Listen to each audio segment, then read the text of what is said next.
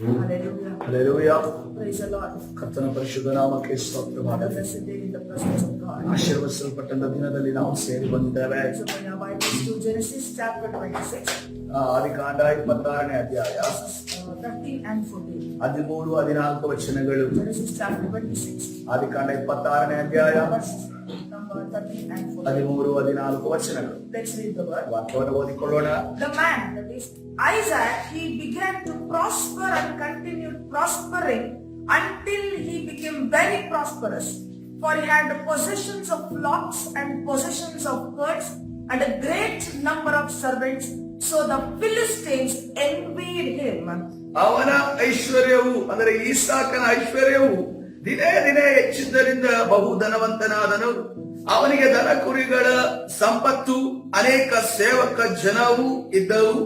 ಇದನ್ನು ನೋಡಿ ಫಿಲಿಷ್ಟಿಯರು ಹೊಟ್ಟೆ ಕಿಚ್ಚುಪಟ್ಟರು. Hallelujah. This is the word of the Lord. ಇದು ದೇವರ ವಾಕ್ಯವಾಗಿದೆ. When you read this scripture, ಈ ವಾಕ್ಯವನ್ನ ನೀವು ಓದಿದ ಕೂಡಲೇ for no apparent reason, the Philistines began to act strangely towards Isaac. ಯಾವುದೇ ಸೂಕ್ತವಾದ ಕಾರಣಗಳಿಲ್ಲದೆ ಈ ಫಿಲಿಷ್ಟಿಯರು ಈಸಾಕನ ವಿರುದ್ಧವಾಗಿ ಹೊಟ್ಟೆ ಕಿಚ್ಚು ಪಡುವುದನ್ನು ನಾವು ಗಮನಿಸುತ್ತೇವೆ. So once they were open and friendly towards Isaac, ಯಾವಾಗ ಈಸಾಕನ ಜೊತೆ ಅವರು ಬಹಳ ತೆರೆದ ಮನಸ್ಸು ಒಂದು ದಿನಮಾನದಲ್ಲಿ ಅವರು ತೆರೆದ ಮನಸ್ಸುಳ್ಳವರಾಗಿ ಅವರ ಜೊತೆಯಾಗಿ ಒಂದು ಸಮಾಧಾನದ ಒಂದು ಒಪ್ಪಂದದಿಂದ ಫಿಲಿಷ್ಟಿಯರು ಈಸಾಕನ ಜೊತೆ ನಡೆದುಕೊಳ್ಳುತ್ತಿದ್ದರು. all of a sudden they began to hate Isaac. ಆದ್ರೆ ಒಂದು ತಕ್ಷಣವಾಗಿ ಆ ಸಮಯದಲ್ಲಿ ಆ ಒಂದು ಈ ಕ್ಷಣ ಬಂದಾಗ ಅಲ್ಲಿ ಈಸಾಕನನ್ನ ಅಲ್ಲಿ ದ್ವೇಷಿಸುವುದಕ್ಕೆ ಅಥವಾ ಹೊಟ್ಟೆ ಕಿಚ್ಚು ಪಡುವುದಕ್ಕೆ Their attitude towards Isaac completely changed. ಈಸಾಕನ ಪ್ರತಿಯಾಗಿ ಇದ್ದಂತ ಅವರ ಒಂದು ನಡವಳಿಕೆ ಬದಲಾವಣೆ ಆಯ್ತು ಎಂದು ನಾವು ನೋಡ್ತಾ ಇದ್ದೇವೆ. You know, when they saw the blessing of God upon Isaac's life, ಈಸಾಕನ ಜೀವಿತದಲ್ಲಿ ದೇವರ ಆಶೀರ್ವಾದವನ್ನು ಅವರು ನೋಡಿದಾಗ you know, they became jealous of Isaac. ಅವರು ಈಸಾಕನನ್ನು ನೋಡಿ ಹೊಟ್ಟೆ ಕಿಚ್ಚು ಪಟ್ಟರು. Church, why do you think that God has included this incident in the scripture?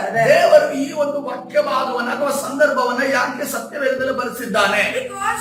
Because God has a message for all of us from this incident. ಈ ಒಂದು ಸಂದರ್ಭದಿಂದ ನಮಗೊಂದು ದೇವರು ಸಂದೇಶವನ್ನು ಕೊಡಲು ಬಯಸುತ್ತಿದ್ದಾನೆ. Church, always remember, ಎಲ್ಲ ಸಮಯದಲ್ಲಿ ನೀವು ನೆನಪಿನಲ್ಲಿ ಇಟ್ಟುಕೊಳ್ಳಿ, when the blessing of God comes upon your life, ಯಾವಾಗ ನಿಮ್ಮ ಜೀವನದ ಮೇಲೆ ದೇವರ ಆಶೀರ್ವಾದ ಇಳಿದು you ಬರುತ್ತದೋ cannot hide the blessing. ನೀವು ಆ ಆಶೀರ್ವಾದನ ಬಚ್ಚಿಡುವುದಕ್ಕೆ ಸಾಧ್ಯವಿಲ್ಲ. Marriage is a blessing. ಮದುವೆ ಅನ್ನೋದು ಆಶೀರ್ವಾದ, Education is a blessing. ವಿದ್ಯಾಭ್ಯಾಸ ಅನ್ನೋದು ಆಶೀರ್ವಾದ, Children are a blessing. ಮಕ್ಕಳು ಎನ್ನುವುದು ಆಶೀರ್ವಾದ. You cannot hide this blessing. ಈ ಆಶೀರ್ವಾದಗಳನ್ನ ನೀವು ಬಚ್ಚಿಡುವುದಕ್ಕೆ ಸಾಧ್ಯವಿಲ್ಲ. So we have to remember, ನೀವು ಒಂದನ್ನ ಅರ್ಥ we ಮಾಡಿಕೊಳ್ಳಬೇಕು. need to be prepared when we receive the blessing of God.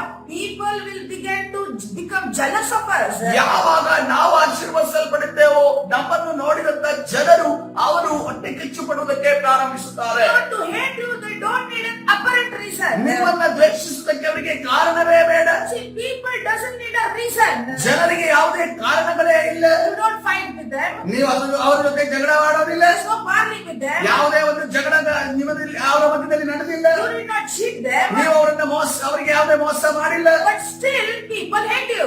ಆದರೂ ಕೂಡ ಜನರು ನಿಮ್ಮನ್ನು ದ್ವೇಷಿಸುತ್ತಾರೆ. What could be the reason? ಇದಕ್ಕಿರುವ ಕಾರಣ ಏನು? The simple answer is the blessing of God upon your life. ಅಲ್ಲಿರುವಂತಹ ಒಂದು ಸಾಮಾನ್ಯವಾದ ಉತ್ತರ ಇರುತ್ತದೆ, ನಿಮ್ಮ ದೇವರು ನಿಮ್ಮ ಮೇಲೆ ಮಾಡಿದಂತ ಆಶೀರ್ವಾದವೇ ಅದಕ್ಕೆ You know, ಕಾರಣವಾಗಿರುತ್ತದೆ. many people tell us like this. ಅನೇಕ ಜನರು ಈ ರೀತಿಯಲ್ಲಿ ನಮಗೆ ಈ ರೀತಿಯಲ್ಲಿ ಹೇಳ್ತಾರೆ, Sister, we did not do anything to these people. ಈ ಒಂದು ಜನರಿಗೆ ನಾವು ಏನು ಕೂಡ ನಾವು ಮಾಡಲೇ ಇಲ್ಲ ಅಂತ ಹೇಳ್ತಾರೆ. Why these people are acting so strange towards us? ಹಾಗಾದರೆ ಈ ಒಂದು ಜನರ ಗುಂಪು ನಮ್ಮ ವಿರುದ್ಧವಾಗಿ ಯಾಕೆ ವ್ಯತಿರಿಕ್ತವಾಗಿ ಆಡ್ತಾ ಇದ್ದಾರೆ? Someone got married. ಯಾರೋ ಒಬ್ರು ಮದುವೆ ಆದ್ರು, And someone else is envy about someone. ಯಾರೋ ಒಬ್ರು ಅದಕ್ಕೋಸ್ಕರವಾಗಿ ಹೊಟ್ಟೆ ಕಿಚ್ಚು ಪಡುತ್ತಾರೆ. Someone built the house. ಯಾರೋ ಒಬ್ರು ಮನೆಯನ್ನು ಕಟ್ಟಿದ್ರು, Someone else is getting jealous of them. ಯಾರೋ ಒಬ್ರು ಅವರ ಬಗ್ಗೆ ಹೊಟ್ಟೆ ಕಿಚ್ಚು ಪಡುತ್ತಾರೆ. See, when the God's blessing come upon your life, ದೇವರ ಆಶೀರ್ವಾದ ನಿಮ್ಮ ಮೇಲೆ ಯಾವಾಗ ಇಳಿದು ಬರ್ತದೋ people get jealous of you. ಜನರು ನಿಮ್ಮನ್ನ ನೋಡಿ ಹೊಟ್ಟೆ ಕಿಚ್ಚು ಪಡುತ್ತಾರೆ. That is when they do witchcraft prayers. ಆವಾಗಲೇ ಆ ಒಂದು ಮಾಟಮಂತ್ರದ ಪ್ರಾರ್ಥನೆಯನ್ನು ಅವರು ಮಾಡುತ್ತಾರೆ. They don't go direct to the witchcraft people. ಅವರು ನೇರವಾಗಿ ಆ ಮಾಟಮಂತ್ರವಾದಿಯ ಬಳಿ ಹೋಗೋದಿಲ್ಲ. They do witchcraft prayers. ಅವರು ಮಾಟಮಂತ್ರದ ಪ್ರಾರ್ಥನೆಯನ್ನು They ಮಾಡುತ್ತಾರೆ. have witchcraft thoughts in their mind towards ಅವರ you. ಮನಸ್ಸಿನಲ್ಲಿ ನಿಮ್ಮ ಪ್ರತಿ ಪ್ರತಿಯಾಗಿ ಮಾತ್ರವಂತದ ಆಲೋಚನೆಗಳು ಅವರಲ್ಲಿ What ಉಂಟಾಗುತ್ತವೆ. is the reason? ಇದಕ್ಕಿರುವ ಕಾರಣವೇ The simple answer is ಅಲ್ಲಿ ಸಾಮಾನ್ಯವಾದ ಉತ್ತರ ಏನಂದ್ರೆ God's blessing upon your life. ನಿಮ್ಮ ಮೇಲೆ ಇರುವಂತ ದೇವರ ಆಶೀರ್ವಾದ ಎಂದು ನಾವು ನೋಡುತ್ತೇವೆ. If you read about Joseph's life, ನೀವು ಯೋಸೇಫನ ಜೀವಿತವನ್ನು ನೋಡುವುದಾದ್ರೆ go home and read it. ನೀವು ಮನೆಗೆ ಹೋಗಿ ಅದನ್ನು ಓದ್ರಿ. Comes in Genesis chapter 37. ಆದಿಕಾಂಡ 37ನೇ ಅಧ್ಯಾಯದಲ್ಲಿ ಬರುತ್ತದೆ. You know, he was a good man of God. ಆತನೊಬ್ಬ ಒಳ್ಳೆ ದೇವರ ಮನುಷ್ಯನು. You know, there was a blessing of God upon Joseph's life. ಯೋಸೇಫನ ಮೇಲೆ ದೇವರ ಒಂದು ಆಶೀರ್ವಾದ ಇತ್ತು. That is when God began to show him his future through prophetic dreams. ಅದಕ್ಕೋಸ್ಕರವಾಗಿ ದೇವರು ಆತನಿಗೆ ಪ್ರವಾದನ ರೂಪವಾದ ಕನಸಿನ ಮುಖಾಂತರವಾಗಿ ಆತನ ಭವಿಷ್ಯತ್ತನ್ನು ತೋರಿಸುವುದಕ್ಕೆ ಪ್ರಾರಂಭಿಸಿದರು. You know, God was showing him that he would become a ruler. ಆತನೊಬ್ಬ ಅಧಿಕಾರಿಯಾಗಿ ನಿಲ್ಲುತ್ತಾನೆ ಎನ್ನುವಂತ ವಿಚಾರವನ್ನು ದೇವರ ದರ್ಶನದಲ್ಲಿ God ತೋರಿಸಿದರು. also showed him that all his brothers will bow down before him. ಅದೇ ರೀತಿಯಲ್ಲಿ ಆತನ ಎಲ್ಲಾ ಸಹೋದರರು ಆತನ ಕಾಲಿನ ಕೆಳಗೆ ಅಡ್ಡ ಬೀಳುತ್ತಾರೆ ಎನ್ನುವುದನ್ನು ಕೂಡ ತೋರಿಸಿದರು. You know what was Joseph's biggest mistake? ಈ ಯೋಸೇಫನ ಒಂದು ದೊಡ್ಡ ತಪ್ಪು ಏನಾಯ್ತೆಂದರೆ He began to share his intimate dreams with his brothers. ಆತನ ವೈಯಕ್ತಿಕವಾದ ದೇವರ ಜೊತೆ ನಿಕಟವಾದ ಕೆಲವು ಸಂಬಂಧವುಳ್ಳಂತ ಆ ಒಂದು ಕನಸುಗಳನ್ನು ಅವರ ಜೊತೆ ಹಂಚಿಕೊಂಡಂತೆ ತಪ್ಪಾಯಿತು. So that causes all his brothers to hate him. ಆ ಒಂದು ವಿಚಾರವೇ ಆತನ ಎಲ್ಲಾ ಸಹೋದರರು ಆತನನ್ನ ದ್ವೇಷಿಸಿದರು. It became so much more that they wanted to kill this Joseph. ಅವರ ಎಷ್ಟು ದ್ವೇಷ ಅವರ ಎಷ್ಟು ಬೆಳೆಯಿತು ಎಂದರೆ ಆತನನ್ನ ಸಾಯಿಸುವಷ್ಟು ಮಟ್ಟಿಗೆ ಅವರ ದ್ವೇಷ ಬೆಳೆಯಿತು. Spirit of jealousy. ಇದೊಂದು ಹೊಟ್ಟೆ ಕಿಚ್ಚಿನ ಆತ್ಮವನ್ನು ನಾವು ನೋಡ್ತಾ ಇದ್ದೇವೆ. Directly proportion to spirit of murder. ಆ ಹೊಟ್ಟೆ ಕಿಚ್ಚಿನ ಆತ್ಮ ನೇರವಾಗಿ ಎಲ್ಲಿ ಪ್ರತಿಕ್ರಿಯಿಸದೆ ನೋಡುವಾಗ ಅದು ಕೊಲೆಯ ಆತ್ಮದಡೆಗೆ ಕೊಲೆ ಮಾಡುವುದಕ್ಕೆ ನಮ್ಮನ್ನು ನಡೆಸಿದೆ. Spirit of jealousy. ಈ ಒಂದು ಹೊಟ್ಟೆ ಕಿಚ್ಚಿನ ಆತ್ಮ Directly equal to that spirit of murder. ನಾವು ಇನ್ನೊಬ್ಬರನ್ನ ಕೊಲೆ ಮಾಡಿದ ರೀತಿಯಲ್ಲಿಯೇ ಇರುತ್ತದೆ. I can show you proofs from the ಈ Bible. ಸತ್ಯವೇದದಲ್ಲಿ ನಿಮಗೊಂದು ಉದಾಹರಣೆಯನ್ನು Let me ತೋರಿಸುತ್ತೇನೆ. give you another example. ಅವನು ಪುರಾವೆಯನ್ನು ತೋರಿಸಿದರೆ ಒಂದೊಂದು ಉದಾಹರಣೆ Look ತೋರಿಸುತ್ತೇನೆ. at David. ದಾವೀದನ ವಿಚಾರವಾಗಿ He ನೋಡಿ. was a man after God's own heart. ಆತನು ಎಂತ ಮನುಷ್ಯನಾಗಿದ್ರೆ ಹೃದಯಕ್ಕೆ ದೇವರ ಹೃದಯಕ್ಕೆ ಹತ್ತಿರವಾದವನ But ಆತನಾಗಿದ್ದರು. even he had to overcome the spirit of jealousy ಆದ್ರೆ and shame. ಆತನು ಕೂಡ ಆತನ ಜೀವಿತದಲ್ಲಿ ಈ ಒಂದು ಹೊಟ್ಟೆ ಕಿಚ್ಚಿನ ಆತ್ಮದಿಂದ ಜಯವನ್ನು ಹೊಂದಬೇಕಾಗಿತ್ತು. I want to read a portion from the Bible. ಸತ್ಯವೇದದಲ್ಲಿ ಒಂದು ವಾಕ್ಯ ಭಾಗವನ್ನು ನಿಮಗೋಸ್ಕರ ಓದುತ್ತೇನೆ. First Samuel chapter 18. ಮೊದಲನೇ ಸಮುವೇಲ 18ನೇ ಅಧ್ಯಾಯ Verses from 6 to 8. 6ರಿಂದ 8 ವಚನಗಳು. Let's read the word. ವಾಕ್ಯವನ್ನು ಓದಿಕೊಳ್ಳೋಣ. Now it happened as they were coming home, when David was returning from the slaughter of the Philistines, that the women had come out of all the cities of Israel, singing and dancing to meet King Saul with tambourines, with joy and with musical instruments. So the women sang as they danced and said, Saul has slain his thousands, but David is 10,000s. Then Saul was very angry, and the saying displeased him. And he said, They have ascribed to David 10,000s, but to me they have ascribed only thousands. Now what more can he have but the kingdom? So Saul eyed David from that day forward. ದಾವೀದನು ಫಿಲಿಸ್ಟಿಯರನ್ನು ಸಂಹರಿಸಿ ಸರ್ವ ಜನರೊಡನೆ ಹಿಂದಿರುಗಿ ಬರುವಾಗ ಇಸ್ರಾಯೇಲ್ಯರ ಎಲ್ಲಾ ಪಟ್ಟಣಗಳಿಂದ ಸ್ತ್ರೀಯರು ಹೊರಗೆ ಬಂದು ದಮ್ಮಡಿ ತಾಳಗಳನ್ನು ಹಿಡಿದು ಸಂತೋಷದಿಂದ ಹಾಡುತ್ತಾ ಕುಣಿಯುತ್ತಾ ಅರಸನಾದ ಸೌಲನನ್ನು ಎದುರುಗೊಂಡರು. ಅವರು ಪರಸ್ಪರವಾಗಿ ಸೌಲನು 1000 ಗಟ್ಟಲೆಯಾಗಿ ಕೊಂದನು, ದಾವೀದನು 10,000 ಗಟ್ಟಲೆಯಾಗಿ ಕೊಂದನು ಎಂದು ಆಡಿದರು. ಈ ಮಾತುಗಳ ದೆಸೆಯಿಂದ ಸೌಲನಿಗೆ ಬಹು ವ್ಯಸನವು ಕೋಪವು ಉಂಟಾಗಿ ಅವನು ದಾವೀದನು 10,000 ಗಟ್ಟಲೆಯಾಗಿ ಕೊಂದನೆಂದು ನಾನು 1000 ಗಟ್ಟಲೆಯಾಗಿ ಕೊಂದೆನೆಂದು ಆಡುತ್ತಾರಲ್ಲ, ರಾಜತ್ವದ ಹೊರತು ಅವನಿಗೆ ಇನ್ನೇನು ಕಡಿಮೆಯಾದ ಆದಾಯಿತು ಅಂದುಕೊಂಡು ಅಂದಿನಿಂದ ಅವನ ಮೇಲೆ ಕಣ್ಣಿಟ್ಟನು. Now Saul was jealous of David. ಸೌಲನು ದಾವೀದನನ್ನು ನೋಡಿ ಹೊಟ್ಟೆ ಕಿಚ್ಚುಪಟ್ಟನು. What was the reason? ಇದಕ್ಕಿರುವ ಕಾರಣ David became more successful than Saul. ದಾವೀದನು ಸೌಲನಿಗಿಂತ ಯಶಸ್ಸಿನ ವಿಚಾರದಲ್ಲಿ ನೋಡುವಾಗ ಹೆಚ್ಚಾಗಿ ನಿಂತಾಗ ಇದೇ ಅದಕ್ಕೆ ಕಾರಣವಾಯಿತು. And David received more praise from people. ಜನರಿಂದ ಹೆಚ್ಚಿನ ಹೊಗಳಿಕೆಯನ್ನ ದಾವೀದನನ್ನು ಹೊಂದಿಕೊಂಡನು. Especially women became fans of David. ವಿಶೇಷವಾಗಿ ಅಲ್ಲಿರುವಂತ ಸ್ತ್ರೀಯರು ದಾವೀದನ ಒಂದು ಫ್ಯಾನ್ ಗಳಾದರು. ಅಲ್ಲಿ You can ನೋಡ್ತಾ imagine what can happen between men. ನೀವು ಆಲೋಚನೆ ಮಾಡ್ರಿ, ಗಂಡಸರ ಮಧ್ಯದಲ್ಲಿ ಯಾವ ರೀತಿ ಕಾರ್ಯಗಳು ನಡೀತಾ ಇರ್ತವೆ ಅನ್ನೋದನ್ನ See, ಗಮನಿಸಿ. all women began to praise David. ಎಲ್ಲಾ ಸ್ತ್ರೀಯರು ಅಲ್ಲಿ ಆ ದಾವೀದನನ್ನ ಅಲ್ಲಿ ಹೊಗಳುವುದಕ್ಕೆ See, ಪ್ರಾರಂಭಿಸುವಾಗ the Bible says ಸತ್ಯವಾದ ರೀತಿಯಲ್ಲಿ ಹೇಳ್ತಾರೆ Saul was a handsome man. ಸೌಲನು ಒಬ್ಬ ಸೌಂದರ್ಯ ಉಳ್ಳಂತ ವ್ಯಕ್ತಿಯಾಗಿದ್ದನು. He is very handsome. ಆತನು ಬಹಳ ಸೌಂದರ್ಯ ಉಳ್ಳಂತ ವ್ಯಕ್ತಿ. He has a good age. ಆತನಿಗೆ ಒಳ್ಳೆ ಒಂದು ವಯಸ್ಸಿತ್ತು. He was rich. ಆತನು ಒಬ್ಬ He ಐಶ್ವರ್ಯವಂತನು. was the king of Israel. ಆತನು ಇಸ್ರೇಲ್ ದೇಶದ Who ರಾಜನಾಗಿದ್ದನು. was this David? ಈ ದಾವೀದನು ಯಾರಾಗಿದ್ದ? He comes from a Jesse's family. ಆತನು ಯೆಶಾಯನ ಒಂದು ಕುಟುಂಬದಿಂದ He was ಬಂದವನಾಗಿದ್ದಾನೆ. the least of least. ಆತನು ಆತನ ಕುಟುಂಬದಲ್ಲಿ Once ಕನಿಷ್ಠನಾದವನಾಗಿದ್ದನು. he was a shepherd. ಆತನು ಒಂದು ಸಮಯದಲ್ಲಿ ಒಬ್ಬ ಕುರುಬನಾಗಿದ್ದನು. But now the women, they are praising, they become fans of David. ಈಗ ಸ್ತ್ರೀಯರು ಆತನನ್ನ ಹೊಗಳ್ತಾ ಇದ್ದಾರೆ, ಆತನನ್ನ ಕೊಂಡಾಡ್ತಾ ಇದ್ದಾರೆ. His handsomeness came to nothing. ಆತರ ಸೌಲನ ಯಾವುದೇ ಸೌಂದರ್ಯವು ಅಲ್ಲಿ ಗಣನೆಗೆ ಬರಲಿಲ್ಲ. People are behind David. ಆ ಜನರೆಲ್ಲರೂ ಕೂಡ ದಾವೀದನ ಹಿಂದೆ ಇದ್ದಾರೆ. What happened to Saul? ಒಂದು ದಿವಸ ಈ ರೀತಿಯಲ್ಲಿ ನಡೀತು. What happened to Saul? ಈ ಸೌಲನ ಈ ಒಂದು ಕಾರ್ಯ ನಡೆಯುವುದರಿಂದ ಸೌಲನಿಗೆ He ಏನಾಯ್ತು? became jealous of David. ಆತನು ದಾವೀದನನ್ನು ನೋಡಿ ಹೊಟ್ಟೆ We ಕಿಚ್ಚುಪಟ್ಟನು. all know from the Bible. ನಾವೆಲ್ಲರೂ ಕೂಡ ಸತ್ಯವೇದದಲ್ಲಿ ನಮಗೆ ಗೊತ್ತಿದೆ. Saul wanted to kill David.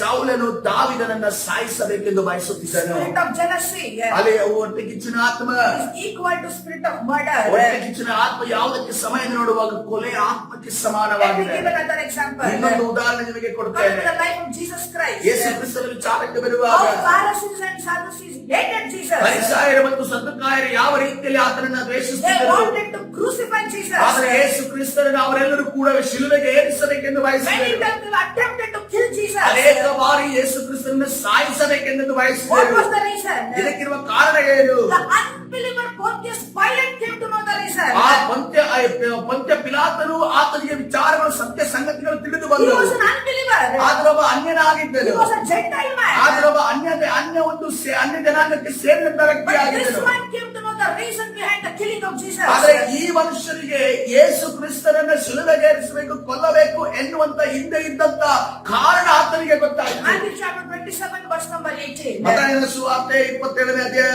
18ನೇ ವಚನ. Pontius Pilate says, ಅಲ್ಲಿ ಪಂತ್ಯ ಪಿಲಾತನು ಈ ರೀತಿಯಲ್ಲಿ ಹೇಳ್ತಾನೆ, he knew that they had handed Jesus over because of jealousy. ಹೀಗಿರಲಾಗಿ ಅವರು ಕೂಡಿ ಬಂದ ಸಮಯದಲ್ಲಿ ಪಿಲಾತನು ಹೊಟ್ಟೆ ಕಿಚ್ಚಿನಿಂದ ಆತನನ್ನು ಒಪ್ಪಿಸಿಕೊಟ್ಟಿದ್ದಾರೆ ಎಂದು ತಿಳಿದುಕೊಂಡನು. See, it was obvious because ಅದು ತಿಳಿದುಕೊಳ್ಳಬೇಕಾದ ವಿಚಾರವೇ ಆಗಿದೆ.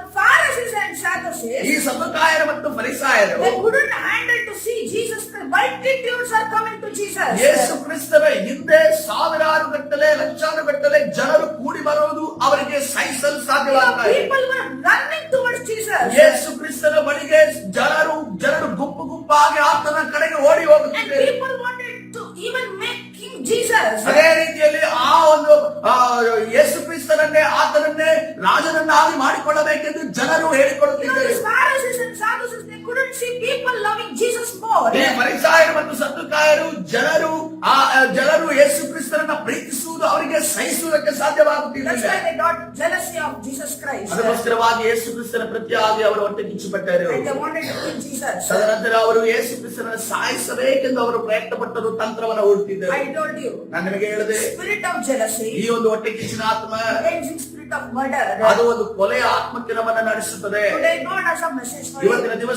ದೇವರು ನಿಮಗೊಂದು ಸಂದೇಶವನ್ನು ಕೊಡುತ್ತಿದ್ದಾರೆ. You have a spirit of jealousy. ಒಂದು ವೇಳೆ ನಿಮ್ಮ ಒಳಗಡೆ ಹೊಟ್ಟೆ ಕಿಚ್ಚಿನ ಆತ್ಮ ಇರುವುದಾದರೆ You have to understand something. ನೀವು ಒಂದನ್ನು ಅರ್ಥ ಮಾಡಿಕೊಳ್ಳಬೇಕು. From inside, ನಿಮ್ಮ ಒಳಗಡೆಯಿಂದ the inner man of you ನಿಮ್ಮ ಒಳಗಡೆ ಇರುವಂತ ಆ ಒಳ ಮನುಷ್ಯರು is a murderer. ಒಬ್ಬ ಕೊಲೆಗಾರನಾಗಿರುತ್ತಾನೆ. Are you understanding this ಈ ಒಂದು message? ಸಂದೇಶ ನಿಮಗೆ ಅರ್ಥವಾಗ್ತಾ You ಇದೆಯಾ? are a jealousy man. ಒಂದು ವೇಳೆ ಹೊಟ್ಟೆ ಕಿಚ್ಚಿನ ಮನುಷ್ಯನು The inner man, ಅದರ ಒಳಗಡೆ ಇರುವಂತ ಒಳ ಮನುಷ್ಯನು your heart, ನಿಮ್ಮ ಹೃದಯವು is telling you something. ನಿಮಗೆ ಯಾವುದೋ ಒಂದು ವಿಚಾರವನ್ನು ಹೇಳ್ತಾ ಇದೆ. You are a murderer. ನೀನು ಒಬ್ಬ ಕೊಲೆಗಾರ ಎಂದು ಹೇಳ್ತಾ The ಇದೆ. Bible shows us. ಸತ್ಯವೇದ ನಮಗೆ ಹೇಳ್ತಾ ಇದೆ. Brothers got jealousy of Joseph.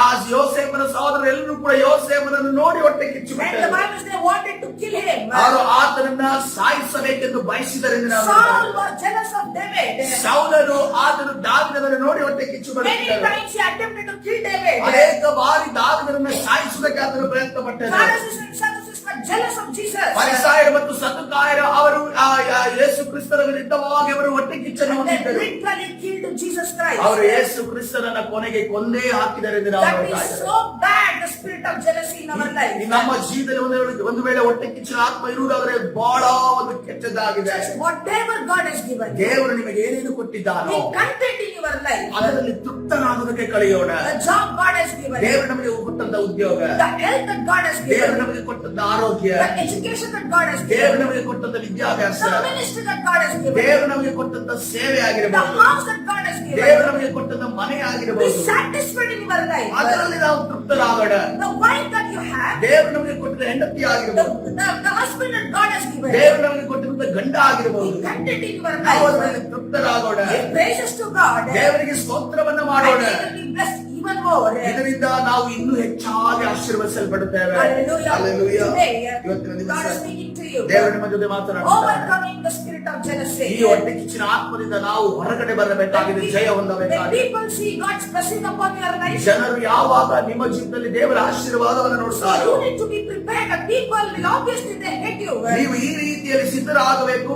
ಖಂಡಿತವಾಗಿ ಇವರು ನಮ್ಮನ್ನ ದ್ವೇಷಿಸ್ತಾರೆ ಅನ್ನೋದನ್ನ ನೀವು So what ಸಿದ್ಧರಾಗಬೇಕು. should be your response? ನಿಮ್ಮ ಒಂದು ಪ್ರತಿಕ್ರಿಯೆ ಏನಾಗಿರಬೇಕು? Hate, don't give hate. ನೀವು ಒಬ್ಬರು ದ್ವೇಷಿಸುವಾಗ ಅವರಿಗೆ ದ್ವೇಷವನ್ನು When ಕೊಡಬೇಡಿ. people hate you, ದೇವರು ಇನ್ನೊಬ್ಬರು ನಿಮ್ಮನ್ನ ದ್ವೇಷಿಸುವಾಗ you must love them. ನೀವು ಅವರನ್ನ ಪ್ರೀತಿಸಬೇಕು. You must pray for ನೀವು them. ಅವರಿಗೋಸ್ಕರ ಪ್ರಾರ್ಥನೆ That ಮಾಡಬೇಕು. should be your attitude. ಅದು ನಿಮ್ಮ ನಡವಳಿಕೆ What ಆಗಿರಬೇಕು. if you have the spirit of jealousy? ಒಂದು ವೇಳೆ ನಿಮ್ಮಲ್ಲಿಯೇ ಆ ಹೊಟ್ಟೆ ಕಿಚ್ಚಿನ ಆತ್ಮ You ಇರುವುದಾದರೆ need to do a fasting prayer. ನೀವು ಉಪವಾಸ ಪ್ರಾರ್ಥನೆಯನ್ನು ಮಾಡಬೇಕಾಗಿದೆ. Because your line with God is not clear. ಯಾಕಂದ್ರೆ ದೇವರ ಜೊತೆ ಇರುವಂತ ನಿಮ್ಮ ಸಂಬಂಧ ಅದು ಸರಿಯಾದ ರೀತಿಯಲ್ಲಿ You ಇಲ್ಲ. need a fasting in prayer. ನಿಮಗೆ ಉಪವಾಸದ ಪ್ರಾರ್ಥನೆ ಅಗತ್ಯವಿದೆ. You need to cry before God to change your heart. ದೇವರ ಮುಂದೆ ನೀವು ದೇವರ ಮುಂದೆ ಕೂಗಿ ನಿಮ್ಮ ಮನಸ್ಸಿನಲ್ಲಿ ನಿಮ್ಮ ಹೃದಯವನ್ನು ನೀವು ಬದಲಾವಣೆ You cannot ಮಾಡಿಕೊಳ್ಳಬೇಕು. change yourself. ನೀವು ನಿಮ್ಮನ್ನ ನೀವು ಬದಲಾವಣೆ ಮಾಡಿಕೊಳ್ಳಲು Only ಸಾಧ್ಯ. God can change your ದೇವರು heart. ಮಾತ್ರವೇ ನಿಮ್ಮ ಹೃದಯವನ್ನು ಬದಲಾವಣೆ ಮಾಡಲು ಸಾಧ್ಯ. Hallelujah. Praise the Lord. ಅದರ ಪರಿಶುದ್ಧ ನಾಮಕ್ಕೆ This is ಸ್ತೋತ್ರ. the word of God. ಇದು ದೇವರ Tomorrow ವಾಕ್ಯವಾಗಿದೆ. I want to continue with the same message. ನಾಳೆ ದಿವಸ ಇದೇ ಸಂದೇಶವನ್ನು ನಾನು ಮುಂದುವರಿಸಲಿದ್ದೇನೆ. Till then, today this is the word. ಇವತ್ತಿನ ದಿವಸ ಈ ವಾಕ್ಯ ನಿಮಗಾಗಿ Especially Genesis chapter 26 verse number 13 and 14. ಆದಿಕಾಂಡ 26ನೇ ಅಧ್ಯಾಯ 13 14 ವಚನಗಳ ಆ ಪ್ರಕಾರವಾಗಿ ದೇವರು ನಿಮ್ಮನ್ನೆಲ್ಲ ಆಶೀರ್ವದಿಸುವುದಾಗಲಿ. ಕರ್ತನ ಸನ್ನಿಧಾನದಲ್ಲಿ ಈ ಸಮಯದಲ್ಲಿ ಪ್ರಾರ್ಥನೆ ಮಾಡಿಕೊಳ್ಳೋಣ. ಪರಿಶುದ್ಧನಾದ ದೇವರೇ, ನಿನ್ನ ನಾಮಕ್ಕೆ ಸ್ತೋತ್ರವಾಗಲಿ. ಕರ್ತನೆ, ಈ ಸಂದೇಶವನ್ನು ನಮಗೆ ದಯಪಾಲಿಸಿಕೊಟ್ಟಿದ್ದಕ್ಕಾಗಿ ನಿನಗೆ ಸ್ತೋತ್ರ ಯೇಸಪ್ಪ. ಕರ್ತನೆ, ರಾಜ, ಹೊಟ್ಟೆ ಕಿಚ್ಚಿನ ಆತ್ಮ ಅನ್ನೋದು ಸ್ವಾಮಿ ಕರ್ತನೆ ಇನ್ನೊಬ್ಬರನ್ನ ಕೊಲೆ ಮಾಡುವಷ್ಟೊತ್ತರಿಗೆ ನಡೆಸುತ್ತದೆ ಅಂದಲ್ಲ ಸ್ವಾಮಿ. ಯೋಸೇಫನ ಜೀವಿತದಿಂದ ಕರ್ತನೆ, ರಾಜ ದಾವೀದನ ಜೀವಿತದಿಂದ ನಾವು ಕಲಿತುಕೊಂಡಿದ್ದೇವಲ್ಲ ಸ್ವಾಮಿ. ಕರ್ತನೆ, ನಾವು ಸ್ವಾಮಿ ಕರ್ತನೆ ನಮ್ಮ ಜೀವಿತದಲ್ಲಿ ಆಶೀರ್ವಾದ ಉಂಟಾಗುವಾಗ ಕರ್ತನೆ ಕೆಲವು ಜನರು ಕರ್ತನೆ ನಮಗೆ ಹೊಟ್ಟೆ ಕಿಚ್ಚು ಕರ್ತನೆ ನಮ್ಮ ವಿರುದ್ಧವಾಗಿ ಪಡುದುಂಟು. ಆದ್ರೆ ಕರ್ತನೆ ಅವರಿಗೆ ನಾವು ಹೊಟ್ಟೆ ಕಿಚ್ಚಿಗೆ ಪ್ರತಿಯಾಗಿ ಹೊಟ್ಟೆ ಕಿಚ್ಚನ್ನ ಕೊಡದೆ ಕರ್ತನೆ ಅವರಿಗೆ ಪ್ರೀತಿಯನ್ನ ಕೊಡುವ ಹಾಗೆ ಅವರಿಗೋಸ್ಕರ ನಾವು ಪ್ರಾರ್ಥನೆ ಮಾಡುವಾಗ ನಮ್ಮನ್ನು ನಡೆಸುವೆ. ಅದೇ ರೀತಿಯಲ್ಲಿ ಒಂದು ವೇಳೆ ಹೊಟ್ಟೆ ಕಿಚ್ಚಿನ ಆತ್ಮ ನಮ್ಮಲ್ಲಿ ಕಾರ್ಯ ಮಾಡ್ತಿರುವುದಾದ್ರೆ ಇವತ್ತಿನ ದಿವಸದಿಂದ ಕರ್ತನೆ ಉಪವಾಸದಿಂದ ಕೂರಿ ಕರ್ತನೆ ನಮ್ಮ ಹೃದಯವನ್ನ ಕುಂದಿಸಿಕೊಂಡು ಸ್ವಾಮಿ ನಿನ್ನ ಮುಂದೆ ಕರ್ತನೆ ರಾಜ ಇನ್ನೊಬ್ಬರಿಗೆ ಆಶೀರ್ವಾದ ಮಾಡುವಾಗ ನಾವು ಕೂಡ ಕೈ ಎತ್ತಿ ಅವರಿಗೆ ಆಶೀರ್ವಾದ ಮಾಡುವ ಹಾಗೆ ನಮ್ಮನ್ನ ನಿರ್ಧಾರ ನಡೆಸುವುದಕ್ಕಾಗಿ ಸ್ತೋತ್ರ ಕರ್ತನೆ. ಇದಕ್ಕೆ ವಿರುದ್ಧವಾಗಿ ನಮ್ಮಲ್ಲಿ ಸ್ವಾಮಿ ಹೊಟ್ಟೆ ಕಿಚ್ಚಿನ ಆತ್ಮದಲ್ಲಿ ಮುಖಾಂತರವಾಗಿ ತಂದಾಕುವಂತ ಎಲ್ಲಾ ದ್ವೇಷ ಕ್ರೋಧ ಕೋಪಗಳನ್ನ ನಜರೇತಿನ ಯೇಸುವಿನ ನಾಮದಲ್ಲಿ ಬಂಧಿಸಿ ಮುರಿದಾಡ್ತಾ ಇದ್ದೇವೆ. ಕರ್ತನೆ, ನಾವು ನಿನ್ನ ವಿರೋಧಿಗಳಾಗಿ ನಿಲ್ಲದೆ ನಿನ್ನ ಕರ್ತನೆ ಆಶೀರ್ವಾದ ಪಾತ್ರನಾಗಿ ನಿಲ್ಲುವಾಗ ನಮ್ಮನ್ನು ನಿರ್ಧಾರ ನಡೆಸು ಬಲಪಡಿಸು. ಕರ್ತನಾದ ಯೇಸು ಸ್ವಾಮಿ ಸಭೆ ಪ್ರಾರ್ಥಿಸಿ ಹೊಂದಿಕೊಳ್ತೇನೆ ಜೀವವುಳ್ಳ ತಂದೆಯೇ. ಆಮೆನ್.